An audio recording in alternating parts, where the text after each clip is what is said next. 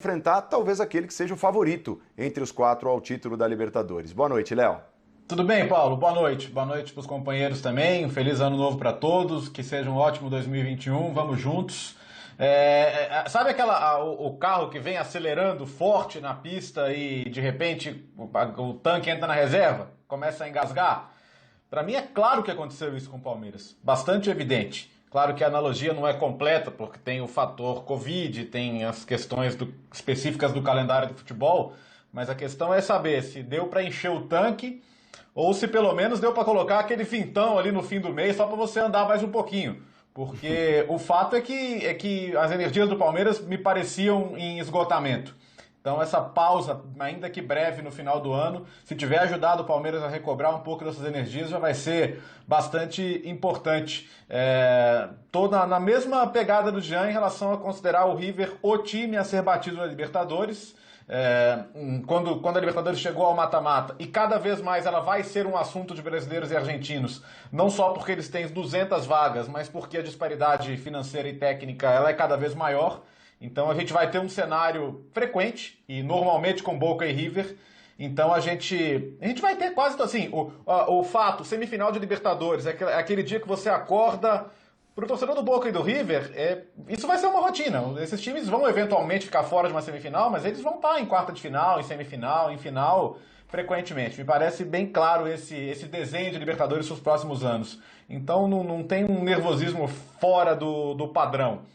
Quando chegou ao mata-mata, me parecia claro que você tinha o Flamengo, pelo seu elenco descomunal, fora dos padrões sul-americanos até, e o River pelo melhor trabalho em andamento da década, né? Da década recém-terminada no futebol sul-americano e capaz de se reinventar, de perder peças e continuar bem, de encontrar alternativas táticas, de mudar a maneira de jogar e continuar competitivo, essa realidade de perder peças, como citou o Zupac, o Martínez Quarta, um zagueiro de ponta que foi embora e você tem que se virar, você tem que achar alternativas dentro. Agora, não significa que seja um time sem pontos fracos, né? Os quatro têm seus pontos fracos. O próprio River talvez tenha que jogar com o Pinola no lado esquerdo. Se o Casco não tiver 100% para jogar, não se sabe, vai se saber na hora. E aí pode sofrer um pouquinho mais com velocidade por ali. No caso do Boca contra o Santos, jogar o clássico contra o River implicava em risco, e esse risco levou a perder o Campuzano, que é um jogador que protege a defesa, é o melhor 5, como eles dizem por lá, né? Mas é um jogador que vai fazer muita falta ao time do Boca Juniors. Então o Santos, que tem jogadores muito interessantes ali de meio e ataque, pode levar a perigo. Então, para mim, a principal questão em relação ao Palmeiras, mais até do que em relação ao Santos, mas também o quanto que esse intervalo, ainda que pequeno, importante, ajudou.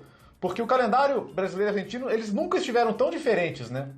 Os times argentinos estão num torneio de transição. O campeonato mudou para o calendário solar, né? Então só vai ter campeonato argentino lá na frente, né? Os times estão cumprindo o contrato de TV, estão se mantendo ativos de alguma maneira, mas se não é jogo de Libertadores, eles não jogam durante a semana. Eles treinam mais, eles recuperam mais. É um cenário incomum no futebol mundial hoje que tem os times argentinos. Talvez até por isso eles tenham se permitido, dentro do cenário de rivalidade, arriscar jogadores importantes. Agora, para mim, a principal questão é o quanto, especialmente o Palmeiras, vai estar inteiro. Porque é jogo que vai ter que correr, vai ter que batalhar, vai ter que competir. Aquela semifinal perdida para o Boca mostrou que se você apaga 5 minutos num jogo desse, tchau, você não volta para o confronto.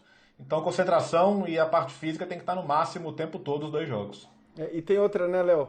Eu acho que assim, o Palmeiras também não está muito claro qual vai ser a estratégia, olhando para os últimos jogos do Palmeiras, porque quando o Abel chegou, né, e na transição ali do cebolismo e tudo mais, tinha aquela questão sobre, tá muito claro, o Cebola deixou pronto um time que é um time que joga no contra-ataque, que aproveita os espaços dados pelo adversário e tudo mais.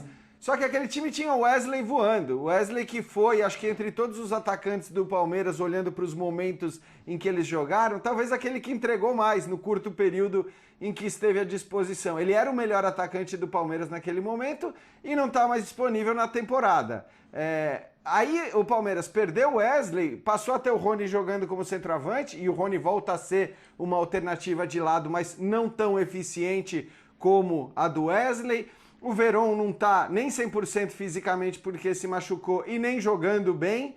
Então, a questão acho que é essa, né? Aquela fórmula, aquele modelo que seria muito útil, evidentemente, para um jogo fora de casa contra o River Plate, não sei se tem que ser o modelo a ser adotado nesse jogo, né? Talvez o melhor modelo seja um modelo híbrido mesmo, com você contando com um meia como o Scarpa de um lado, o cara mais rápido do outro, e tentar colocar em campo aqueles que estão tecnicamente entregando mais, talvez contando agora com o vigor físico que a gente não viu no time nas últimas partidas por conta da maratona. Se uma semana é suficiente ou não, como dissemos já, né? Essa é a grande pergunta.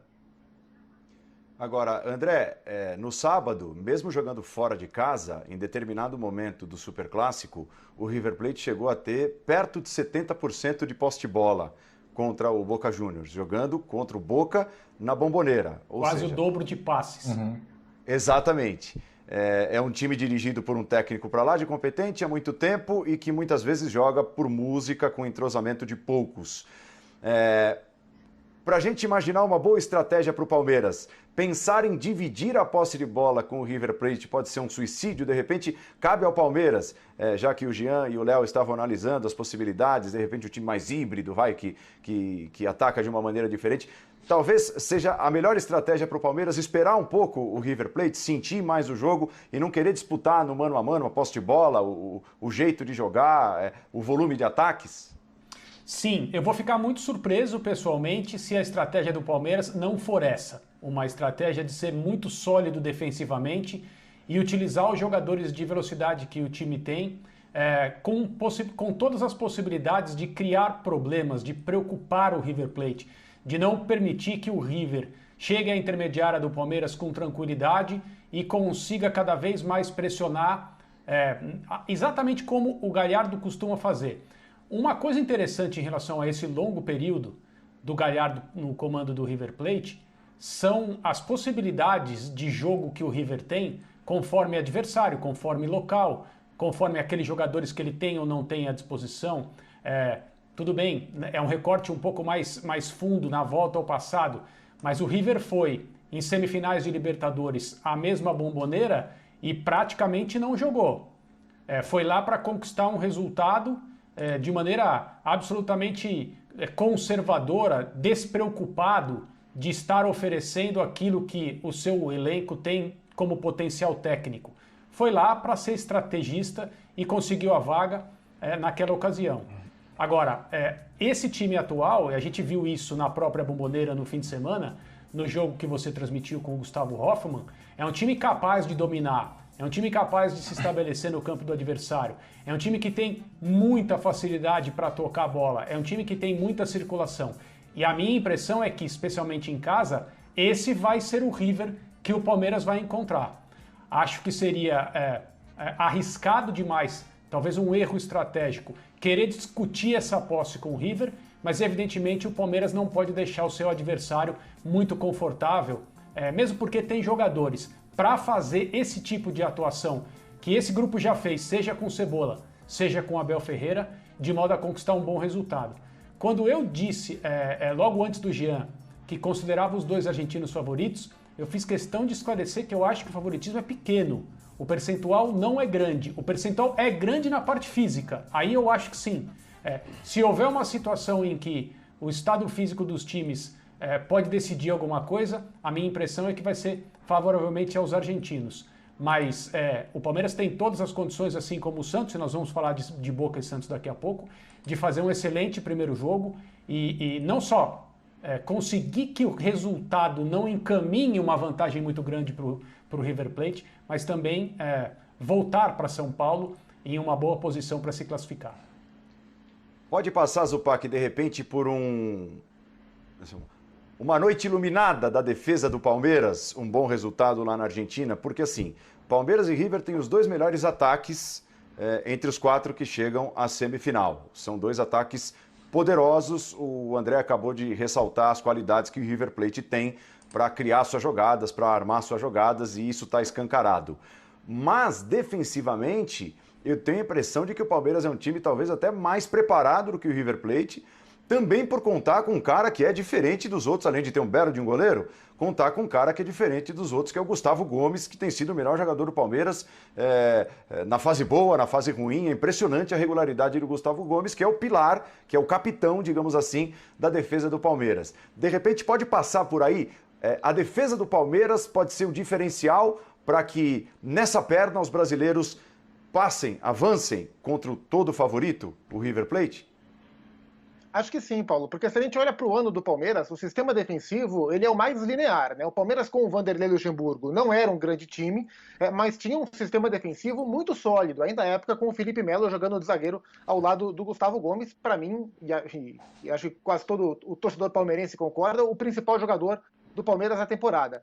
Aí vem o Palmeiras do Andrei, o time evolui no meio-campo, fica mais agressivo, né? Com mais velocidade para definir as jogadas, melhora no seu ataque, muito em cima do talento do Wesley, como bem destacou o Jean, mas a defesa continua forte. E aí vem o Abel Ferreira e o Palmeiras se torna um time mais equilibrado no primeiro momento.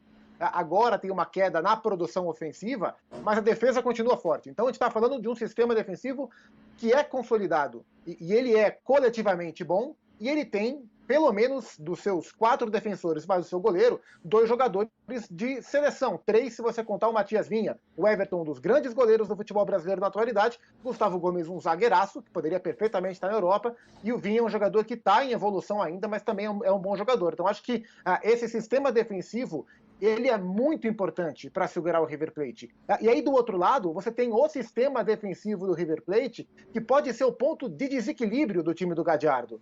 Porque, como o Léo disse, se jogar o Pinola e não jogar o Casco, embora as prévias argentinas apostam numa volta do Casco, até uma volta mais rápida do que se esperava, e a gente não sabe em quais condições ele volta, mas então pode jogar um Milton Casco que não está a 100%, pode jogar um Pinola que se pegar um Rony pela frente, com a linha alta como o River gosta de jogar, se o River for o dominante da partida, tomar a iniciativa como se espera, com o Palmeiras esperando um pouco mais, uma retomada contra uma linha alta, com o Pinola de lateral, é um excelente caminho para o Palmeiras aprontar, roubar pontos ou até vencer na Argentina. Então, se o River tem um meio-campo, que eu acho que é de qualidade para a América do Sul espetacular, com o De La Cruz jogando muito bem, o Carrascal ainda um pouco irregular, mas com muito talento, Nacho Fernandes, Enzo Pérez, enfim, jogadores super consolidados. Se tem um ataque perigoso, tem uma defesa que não está totalmente estável. E a gente viu o segundo tempo do jogo contra o Boca, principalmente, quando o River ocupou o campo ofensivo,